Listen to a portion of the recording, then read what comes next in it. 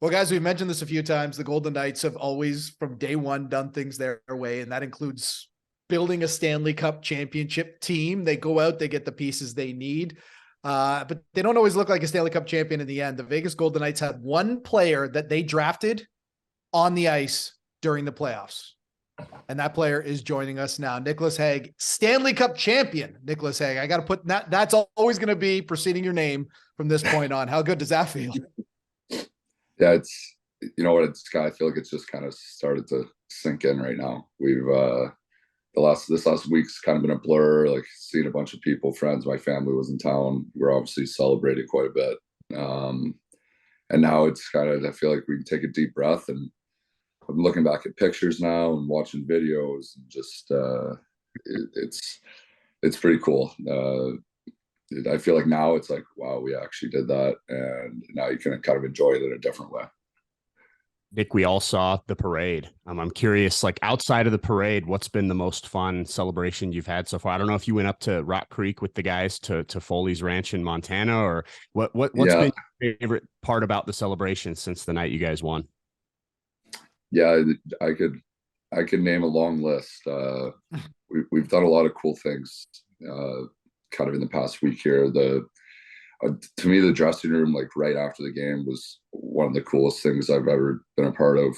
And then we went to Montana, right? We love it up there. Like our whole team loves it in Montana. So that was a nice little getaway, and obviously pretty cool of Bill to set that up for us, especially on such short notice, and just make it all work so we could go up there. And we were just out, golfing. We just kind of, it's so chill up there, right? You hang out, you golf, you kind of do whatever you want.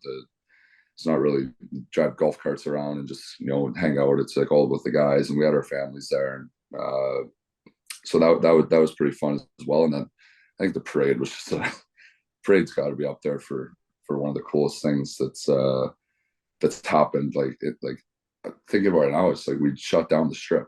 Like it's like one of the coolest streets in the world. And we just went out there, and that was really cool for me, just to see the turnout and all our fans and everyone that just like was a part of it. Like it's so big for this entire city, and to kind of see it all come together in that parade, that was a cool feeling. We had a lot of fun that day, kind of celebrating with the entire city.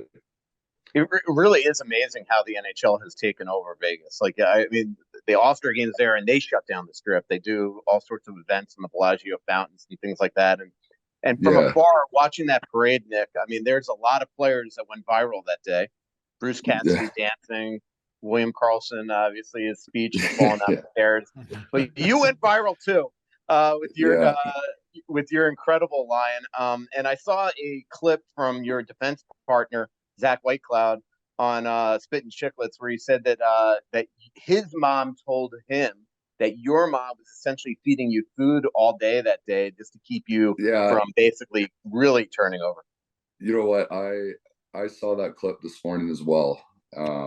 It's not exactly how it happened. It was more like so I'm gonna have to have a word with Whitey about that one. That makes me seem like I couldn't handle myself, but it was more so like we went in the morning and we did like a team photo with the cup or whatever, and then our families were there with us all day. So yes, my mom was around all day, but the food thing didn't. It was after the parade, and we went back in the rink, and we were kind of just took like a brief moment before going out on the stage, and I went down to the family rooms, kind of hanging out with everyone. And I sat down and talked to my dad, and it was more just like, Mom's like, hey, like, you should probably like eat something. You haven't eaten all day, like. And she went and grabbed me a plate full of food, like chicken tenders and whatnot. So she's always looking out for me. That's Mama Bear right there. Right? That'll probably never stop. We talked about this in our first segment, Nick. There's always one. And this year, William Karlsson was the one with that speech. Just one you're always going to remember. And then usually it's the same guy, but we see throughout the summer just that guy partying in ways that we didn't know was possible. Is it going to be Karlsson, or is there someone else that you've seen over the last week that you think this guy's going to celebrate this Stanley Cup right up until training camp? Who's going to party the hardest? It won't be Will. He's got a young boy at home now, so I'm sure he's probably trying to settle down a bit. There's a handful it could be. I might toss myself in that list. Like we're gonna, and it's not gonna be an all summer thing. Eventually, we're gonna have to start training again. But I think for right now, it's been really cool to just, a lot of the guys were kind of like, no one like got out of town right away, right? So we've all been able to kind of hang out with each other all week, and we've had some fun nights. I feel like there's a new guy every night that kind of is the guy. But when I say it's been like, it's this whole week has just been a dream, and we're enjoying every single second of it. And every time I see the cup, it's just like, to see that thing and just like, be able to have it around all the time. It really takes your breath away, that trophy. And so we've been enjoying it and just trying to, spend as much time with each other and with Stanley as we can, because we worked hard for it, and it's been fun to kind of share those moments with each other. You mentioned every time you see it, but like, I remember talking to Jack Eichel on the ice right after you guys had won, and he mentioned when they bring it out of the tunnel, like you guys are kind of celebrating on the ice, like it's so fresh. He mentioned the moment when they bring it out of that tunnel, how special that was. Like, do you remember the first time you saw it on the ice after you had just won, and like, what was that like?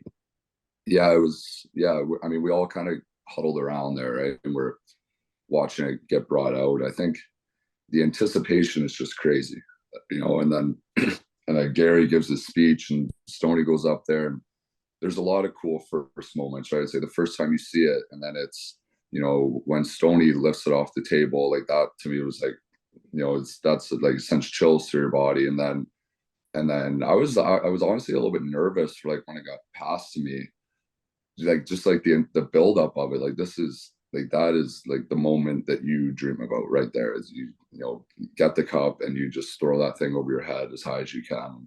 I didn't want to like toe pick, fall with it on, like all these things. So there's been a lot of cool first moments that we've shared, and that cup is just the first time I really had a chance to. Went over to Martinez's house like the next day after the game, and cup was just like kind of casually chilling there in the backyard, and I like took a moment. I just like kind of sat down on the grass with it, and I'm just like reading like the history behind it and everything. And it was just cool to kind of be able to, we're just like hanging out with this trophy all the time. And I'm like reading like names on it. You see like Wayne Gretzky on there, all these players, the list goes on, all the cool history behind it and the players that have won it. And just kind of really, take a moment to like appreciate what we were able to do there. So absolutely cool. Nick, as Rob mentioned at the very beginning, you're the only draft pick on this roster. And I ran into a couple of your amateur scouts during the Stanley Cup final, and they call you their pride and joy because of the obvious. How, like, obviously, you have 6 players on the roster that were there at the very beginning from expansion, but you again are the only draft pick. Like, how prideful is that for you that this organization that was just an infant 6 years ago, that you get to this point and played such a huge impact on such a incredible team? Yeah, it's very cool. I mean, I've been around, since day one, let's call it. Not actually like, playing on the Golden Knights, but just to be drafted, and then what are we, 6-7 years later now, and to be able to be a part of the team that brings the first Stanley Cup to Vegas. It's really special for me. I think it's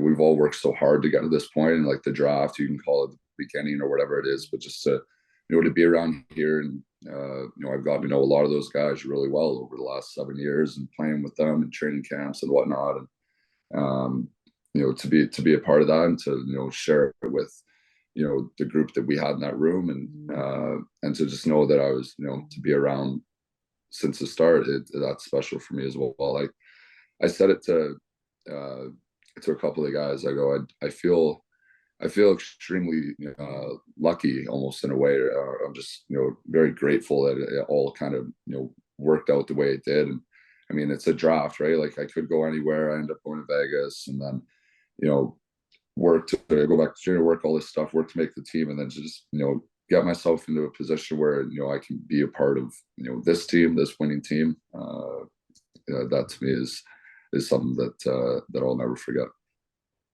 Nick, last one before we let you go. When a player wins a Stanley Cup, we hear all about their hometown. Your hometown is Kitchener, Ontario, and you are a Stanley Cup champion. Jamal Murray, hometown, Kitchener, Ontario, and he is an NBA champion.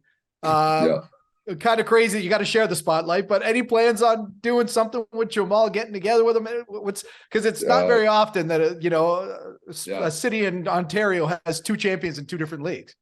Yeah, it's pretty cool. First off, I'll say, the support I know that I felt, I'm sure Jamal feels the same way, but the support from back home throughout it all was pretty cool. I was getting tagged and, tweets and whatnot, people reaching out all the time. So yeah, I mean, Kitchener, like, it's two different sports too. It's kind of crazy. I don't actually know Jamal at all. I've never met him. We went to different high schools. And then we both I think we both, like, around grade 10 left Kitchener, right, to go elsewhere. He went to go, pursue basketball, and then I moved away. I went to junior and all that. So I've never actually met him. I know we have, like, mutual friends, I know. But I haven't reached out to him, nor he to me. I think the mayor, I think, wants to try and plan something, when we eventually do both get back there in the summer. So, it should be pretty cool. And I think it's exciting for Kitchener too, right, to have two champions, and it'll be fun to go back home and kind of, share it with the city a little bit. Maybe get keys to the city. You each get one on the same day or something. We'll see. I'll have to. I got a text here from the mayor. I gotta get back to him and see kind of what he's thinking, and and then we'll go from there. But if we could do something, even if it's something quick, right, get together and just kind of have some people come around, I think that'd be pretty cool.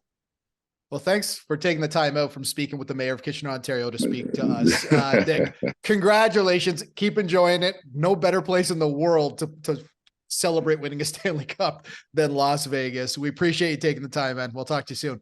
Yeah, thanks, guys. Appreciate it. Thanks, Nick.